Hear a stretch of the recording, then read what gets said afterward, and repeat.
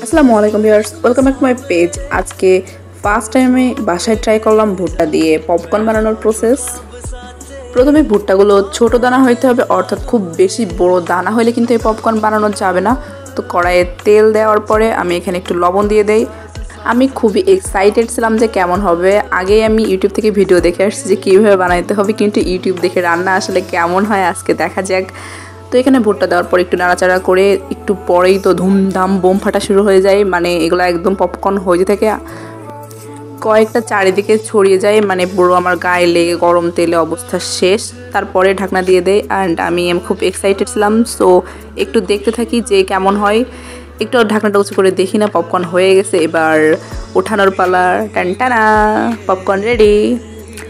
আমি তো ভাবলাম যে সবগুলাই হয়তো হয়েছে অনেক সুন্দর করে পপকর্ন, কিন্তু এখানে তলায় খুন্তি দিতেই আমার সব আশা শেষ। মানে সবগুলা দানা হয়নি, উপর থেকে কয়েকটা হয়েছে, নিচ থেকে হয়নি, কেন জানি না। তো মাশাল্লাহ ভালোই হয়েছিল, যেহেতু ফার্স্ট টাইম আজকে ট্রাই করছি। আর যেগুলো হয়নি এগুলোও চিবাই খাওয়া যাচ্ছিল। সো গাইস, আল্লাহ হাফেজ।